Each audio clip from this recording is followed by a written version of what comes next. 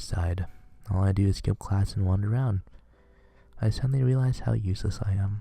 I think back to what Tsunahara said. She's a brilliant student she was always among the top 10 in the national. An honor student who receives special treatment from the school. There's no way we'd have anything in common. I should go back to class. I sluggishly start walking. Turn my head to look at the entrance of the library one more time. Okay. I don't know why he cares so much all of a sudden. Let's, guess we're entering the library. I mean, why wouldn't we? Better return. Feet are pointing in the direction of the library. Quietly open the door with a hung sign that says closed. The faint aroma of dust and paper. The area is supposed to be empty. Next to the window with the fluttering curtain, she sits in the sunbeam. Sitting barefoot on the floor, reading just like yesterday. Just seeing that makes me feel relieved. As usual, she surrounds herself with books. And outside the outside the circle of books, there are even more books scattered about.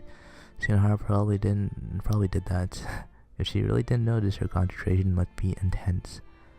It's not possible. She obviously knew what was happening and ignored him on purpose. Tsunahara, poor guy. There's no guarantee that she won't also ignore me today. Hey, I approached and tried talking to her. No answer. I'm here, notice me. Naturally, no answer. Hey, say something. Flip. Slender fingers turn a page. Completely ignoring me. Decide to wait and see. Stare point blank at her face from the side. Continues reading. She must be reading a book with vertical sentences. I can see her eyes moving up and down. I knew already, but she reads really quickly. Does she really understand everything she's reading?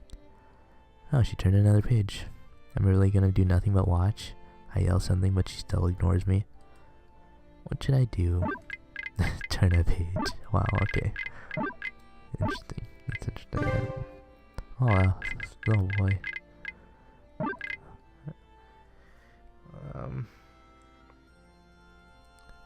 Poker cheek. Turn a page. Climb. I decided to call her name. I moved close to her ear. Smell the fragrance of her shampoo on her long bluish hair. That's kind of creepy. I whisper in her ear. Hey, Katomi. No answer. Katomi, Katomi, Katomi. Start repeating it. Again, no answer. Katomi? But in the form of a question.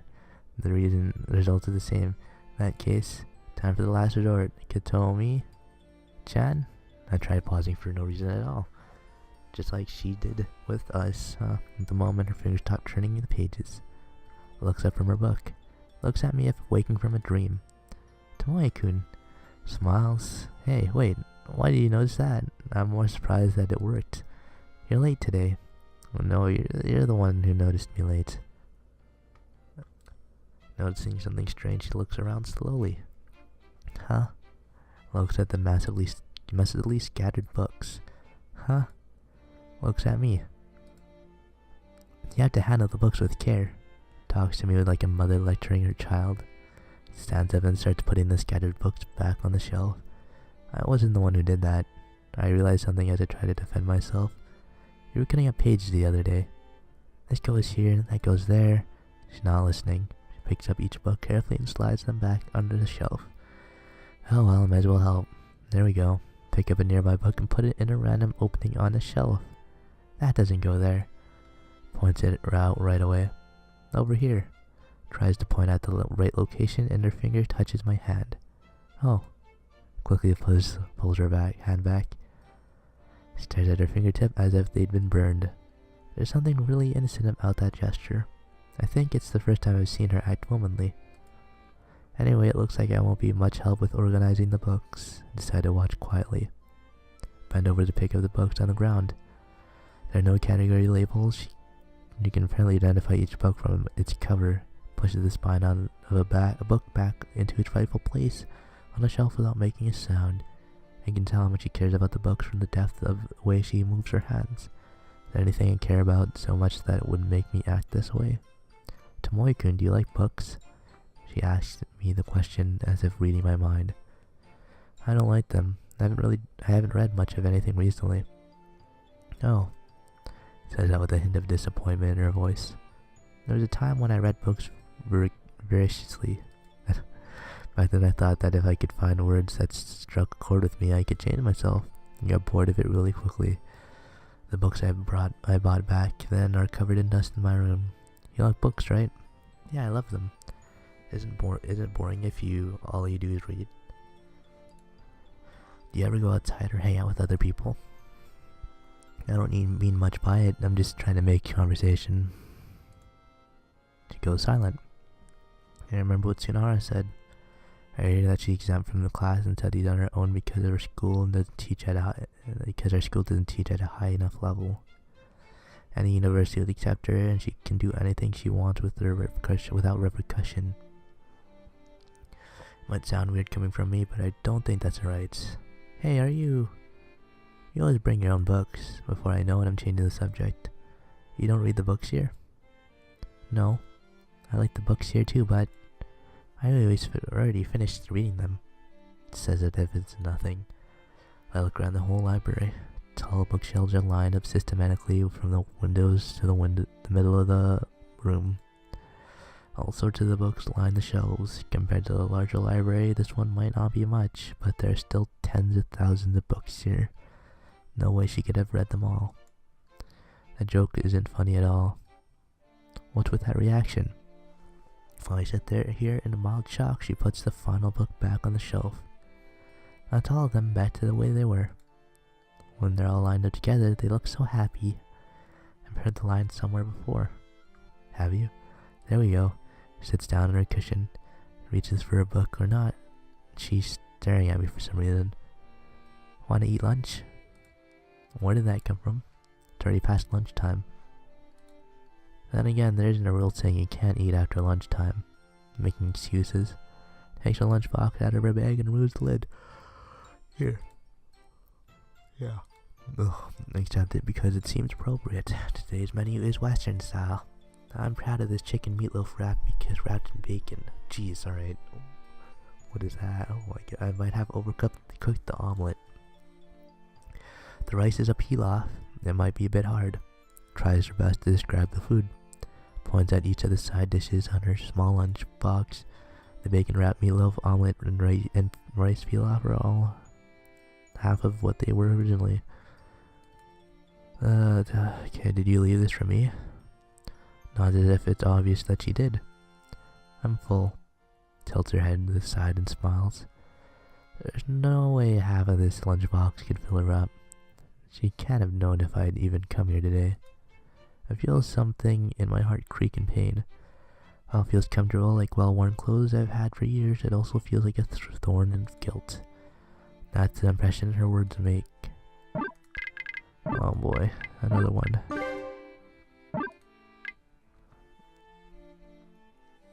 You can't ignore her. Alright, that's a little too much there, guys. I don't want to have anything to do with her. That's a little too much, but I guess that'd probably be like the final like what is it? Something to get out of this path, I guess. Scratch my bangs without thinking.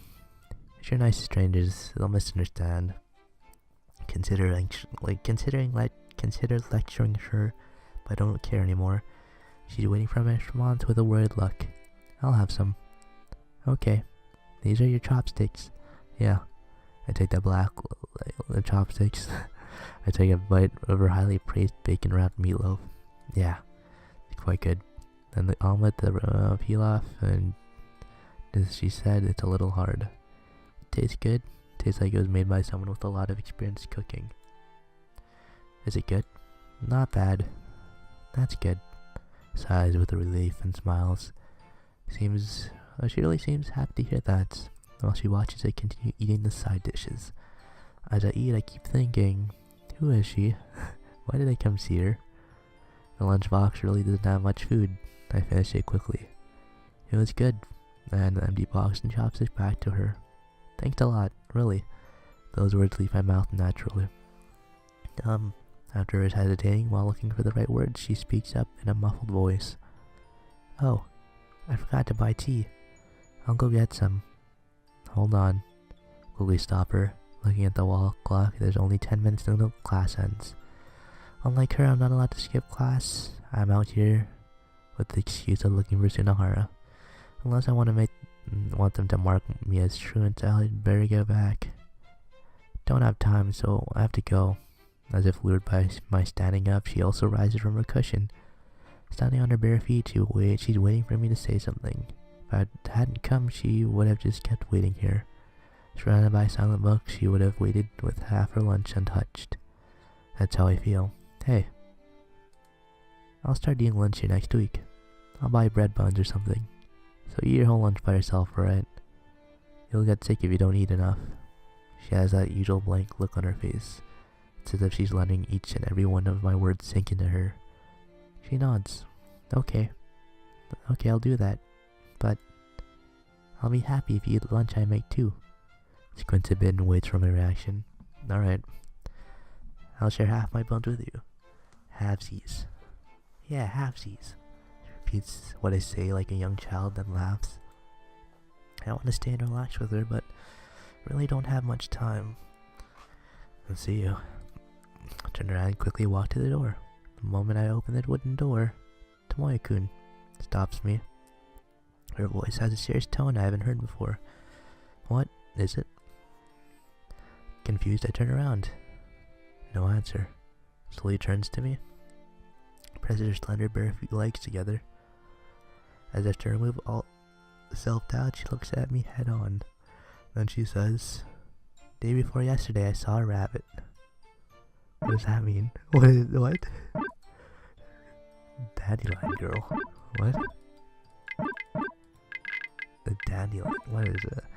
Science fiction short story written by Robert F. Young. The story involved a middle-aged man named Mark Randolph who meets a girl half his age who claims to be from 240 years into the future. Huh.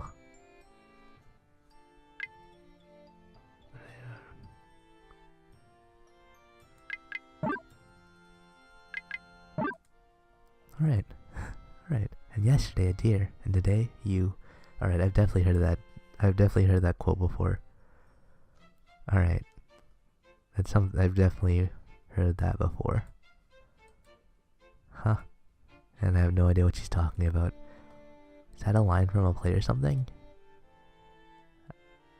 At the very least, I've never heard it before. What's that? It's nothing. She smiles. There's something awkward about it. It feels like a wizard messing up her favorite spell, then trying to cover it up. See you tomorrow. And in the end, we exchange the same words. I kind of want to know what that quote means. Yeah. I've heard it more than once, so it must. Oh my god. I wave my hand and close the library door. I just can't remember where I've heard it before. But I've definitely heard that quote before. I hurry off. My footsteps echo in the empty hallway. The afternoon sun shines through the door windows and shimmers on the floor as if I'm at the bottom of the ocean. I realized I'd stopped in my tracks. Katomi-chan, whispered to myself. Something is bothering me. A slight tinge of guilt in my heart that I can't shake off. Feels comfortable being here, but I still want to leave. That sort of feeling. Felt the same way when I first met her. This huge question mark hovers over my head and I try to quickly shake it off. I don't have any more time to waste. I run past her. And we can just skip this. We don't need to see class. We don't even need to see this part. We're already done with you, Tsunohara. Probably not, actually. Oh, Puhi. There it is, Puhi. What's his name? Oh, Botan, that's his name. It's been... oh boy. Oh. Go to the old school building. What is it? I don't remember. I just tried to play along with this dumb skit of yours. You two really good friends, aren't you, in that case? So why don't you both come with? How do you leave? I leave. So are you deserting me? Okay, I don't have any plans after, and Tsunara isn't with me either. What should I do? Oh. Yeah, of course, we're just gonna go home. Oh, it's raining. As I go to the shopping arcade, gray clouds cover the sky. The humid air darkens the store windows and the trees lining the streets. I should have brought an umbrella. I noticed the rain when I set out, but kept going anyway because I didn't feel like going back. Just as I'm about to go into the store to avoid getting wet, something happens. Huh? I see a familiar face walking down the opposite side of the street. The mistress of the library had told me this might be the first time I've seen her outside of school. Not noticing me, she entered the bookstore alone. I mean, I think we're gonna have to follow her. God damn, it's loud. Why is it so loud? Let's turn that down a little bit. That didn't do anything. Alright. That's good. Okay. That's sound effects. Okay. Let's turn that down a little bit. Thank you. Yeah. Decided to follow her. This is gonna be a new scene. New store. The automatic door open and I hear the soothing music playing. It's been a while since I've been to a bookstore. I have time to kill anyway. Something about her is bugging me. I hope she isn't planning what I think she is. Glance around the partially crowded store. There she is, standing in front of a shelf full of complex books. Start reading one. As usual, her reading speed is insane. Suddenly, her fingers start turning the pages. She's lost in thought. Then she takes out a pair of scissors. Just as I thought. Are you serious? Hey, stop it. There's no time to waste. Grab her shoulders and swing her around to face me. She looks at my face. No, she doesn't see me. It takes some time to return from her book world, it seems. Fine, I'll wait. Oh, she finally comes to her senses. Tomoe-kun, good afternoon. An ordinary greeting. Doesn't seem to understand the situation. Don't give me that good afternoon. She looks at the clock on the wall. Tilts her head to the side. Seems unsure as to what she says. Good evening? It's not that late yet. Actually, that isn't the problem. What's that you're holding? I point at the scissors and press for an answer. Looks down and sees what she's holding in her right hand. Scissors? It's a tool used to cut paper or cloth. I know that. The blade is made of stainless steel and the handle is made of plastic. I can tell by looking. In English it's scissors, in French it's ciseaux. In Italian it's forvis. I don't care about the English, French, or Italian word for it. In Latin it's forfait. What good is it to be able to say scissors in Latin? You'll feel like you gained something. I won't. If you ever own a scissor store, you'll have an advantage in business meetings. That won't happen, ever. Wait, can scissor store even survive? Probably not. Don't look at me with that sad face. What should I do? How should I know? Tomoe-kun, are you a bully? Don't say stuff like that. People will get the wrong idea. Our pointless conversation continues. Can you even call this conversation? Maybe I'm just pointing out what's wrong with what she's saying. That's like a part of my brain rarely used in everyday conversation is overheating and melting. Try to get the original subject back on track. Just listen to me. I lower my voice, turn to face her. Cutting up library books is one thing. Doing it here is a crime. Can't you just take notes or take pictures or something? Might not be the best suggestions, but I better press on my useless lecture. Stop cutting. I was only pretending to cut. She says that while moving the scissors up and down. Why do you do that? It's a novel joke. She says that proudly. Huh? Doesn't get the reaction she's looking for and tilts her head to the side. My use of the adjective novel is meant to be a pun on the noun novel. It's highly advanced. Seems to be trying her best to explain. I get it. Don't worry, I get it. I'm exhausted in more ways than one. Supposed to be a top 10 national mock exam honor student. In other words, she's one of the elites who will shoulder the future of Japan. I don't know what to believe anymore. That's when I noticed a nearby customer usually glancing at us. Put those scissors away right now. Nod. She nods obediently and does as I say. Do you always talk to people like that? I don't talk to others very often. It's going nowhere. I had a feeling that was the case. Now that I've interacted with her a few times, I realized something. Your weird conversation methods are probably to blame for her lack of experience with talking to others. It's not because she's a book smart, or because she receives special treatment. I get the feeling she's the type who won't open up to others unless they spend a long time with her. So why did she act the way toward me from the beginning? I'm also a stranger to you. Looks at me confused. Tomoya-kun. Hey, are you? You're not answering my question. She's really surprised.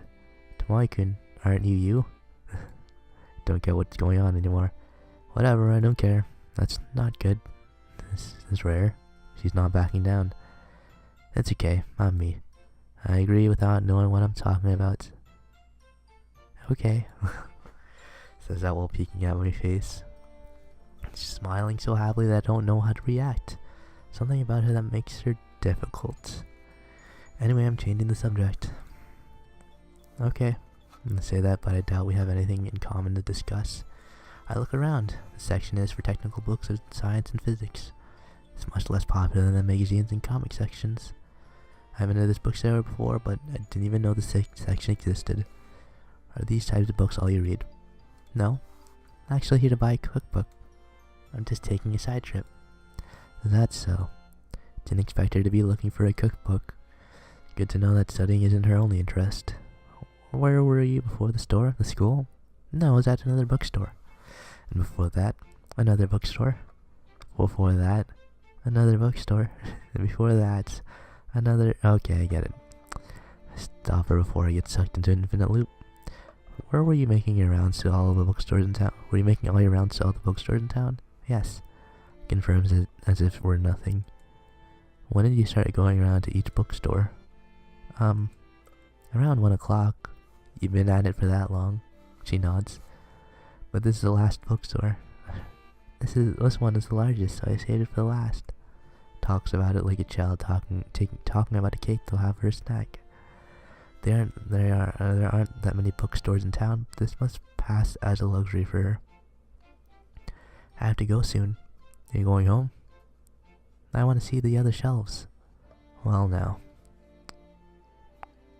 In the end, I decided to tag along with her. She knows what she's looking for and goes to each shelf briskly. And here I am following closely behind. Today's the day I can buy as many books as I want. As many as I have money for, that is. Well, yeah. If it were up to her, she'd buy the whole bookstore. I do this once a month. It's a very, very happy day. Good for you. Yeah. In the end, she picks about 10 books. There are novels, technical books, and even magazines. The books she spends the most time choosing is How to Make Great Boxed Lunches. Oh, that's cute. It's because they're a little promise, right? Out of the many similarly thin picture books, she determined to find the right one. Seems to be happiest while selecting it. I remember my promise. Yeah, the promise. Oh, we're gonna have halvesies. We're gonna eat lunch together starting Monday. Are you? Well, whatever. My hunch is probably right. Confused look feels a bit embarrassing. About an hour has passed by the time she is done paying for her books. As the automatic door opens, I hear raindrops patter on the pavements. It's coming down hard now. Clear drops fall from the darkened sky. Everyone out and about is using an umbrella. Do you have your umbrella? She has a confused look. Looking again, her bag is filled to the brim with books she's purchased. The books get wet. I'll be really sad. And seems more worried about the books than herself. Once she finishes stuffing the books in her bag, she takes an umbrella from the side pocket. I look at her belongings again. Her bag is not only stuffed with books I just saw, but also bags from the other bookstores. Might be too much for her to carry while holding an umbrella. Don't have an umbrella, but I don't mind if I get wet. What should I do? Oh boy. Oh boy. I'm guessing we're gonna have to walk with her, right? Where'd I put it? There it is. Oh. Let's see. It says, walk her home. Yeah. What are you gonna do now? If it's close, I'll see you get there. I'll see that you get there. It's not too far, so it'd be a waste of money if I won't arrive until tomorrow. I didn't say I'd send you home by mail. Perhaps the post would be even more expensive, but if you use a discount shipping for books, I'm not sending the books, I'm sending you. Oh, but don't get mad if you send something living. It's okay to send something dead. I don't think that's the point. You had to cut it into small pieces and box it up. Like this, what would you put in the description? Dismembered corpse. Someone please call the police. I meant that I'd walk you back to your house. I pointed myself at her, trying to explain each part of the sentence. I won't be using the postal service or cutting you up. Maybe then I'll accompany you back home. And since I don't have an umbrella, we'll have to share yours. I feel like I'm saying something really embarrassing, but I don't care anymore. Is your house close enough that I can walk you back? Oh. Finally understands.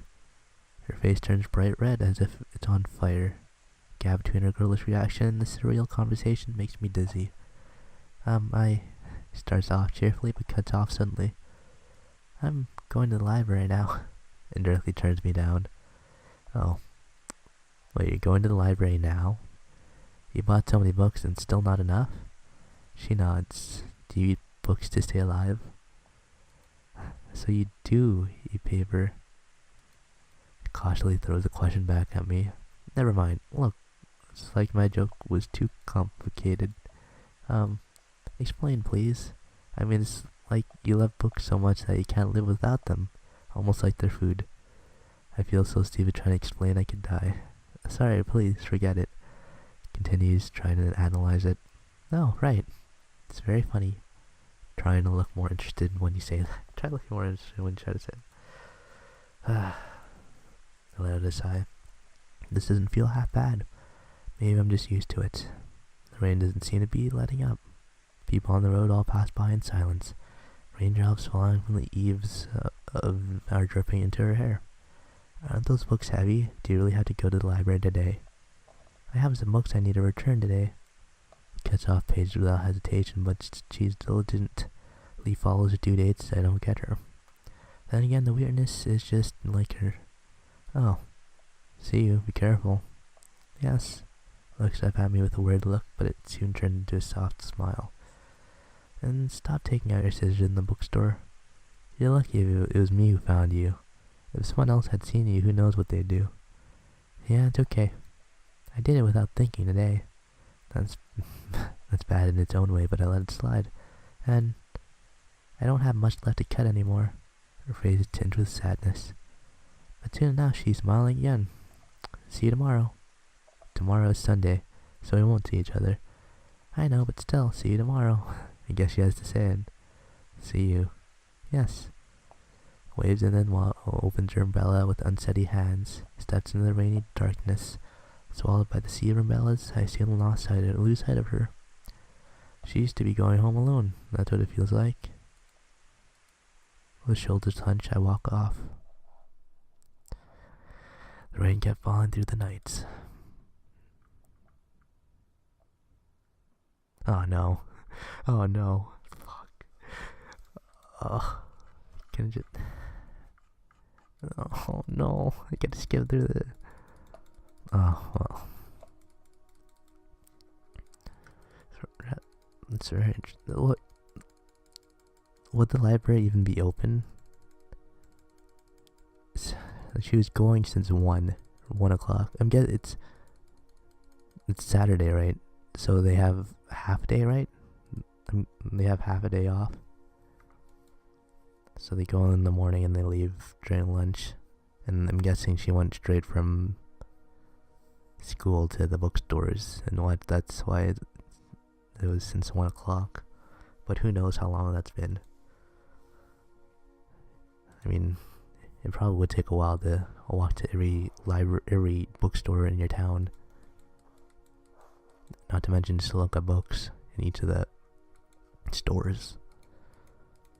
So, would the school even be open by the time she get there? I don't know. Then I guess that's what they're talking about at the end there, about her being used to going home alone. That was just an excuse. Sunday, I leave the house before noon, just like I would on a school day, stepping over my indolent father's sleeping body on my way out. Yesterday's rain stopped overnight and the ground is already dry. The sun shines gently on my face. Now then, what should I do? I should go to Sunara's room. In the end, I always end up doing the same things. When I see the dorm, I stop in my tracks. And my day off is just uninspiring. Then, how about going to school instead? Sneak onto campus, I can kill some time in an empty classroom. Not exactly different from any other day, really. Thinking of the plan, I laugh wryly at myself. I start climbing the deserted hill. Alright, screw Sonara, we're just gonna go. School isn't as quiet as expected. The people in clubs are even at school on Sunday. The wind instruments of the brass band are practicing the same part over and over. I hear the shoe lockers opening and closing. I step into the hallway. A certain stillness that's different from when class is in session. The only ones in the building are people actively participating in the culture clubs. I doubt I'll see anyone I know. Oh, hello to Mike. Alright, well, immediately I see someone I know carrying her bag. Are you dirt poor and live here in the school? She tilts her head to the side. She must be thinking of something. How do you stop it right there. This is too bit of a joke to let her finish. What? Wait. Are you dirt poor? Let me to school. I don't know what was she gonna say? She looks at me dissatisfied. I took your word dirt and associate it with dune, a hill of sand, combine it with the phrase how do you do? Oh, how do you dune? Okay, I get it. It's not advanced at all. And it's intermediate.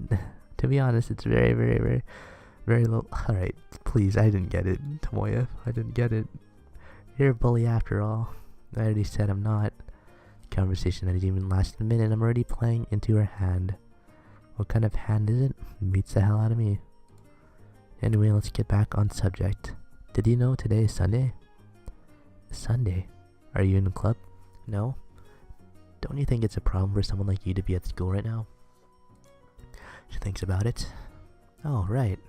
Points at me and says, it's a problem if you don't wear your uniform. Oh, sorry. Hey, I meant you. Looks really surprised. Looks questioningly first at her clothes then at my clothes. Are we wearing new uniforms starting today? She asked me with a disheartened look in her eyes. I had no idea. Neither did I. What should I do? Seeing her panic, all I can do is sigh. First things first, we haven't changed uniforms, so you can relax. That's good. I like this uniform. I especially like the fold back portion of the sleeves. Oh, good for you. I know it's good. Since it's Sunday, no one will say anything even though I'm not in uniform. Is that so? She willingly agrees. Let me guess, you're going to the library, right? Yeah. She answered and starts walking down the hall. Let's go. And for a penny, and for a pound, as they say, I walk beside her. Her heavy-looking bag is obviously filled with books. I'll carry it for you. I meant that I'll carry your bag to the library for you. Hand it over. Hesitates for a moment but passes the bag to me. I feel its weight pull down on my arm. How many books do you have in here? 9 today. She says that as if it's nothing. They're all wonderful books. We walk side by side down the quiet hallway.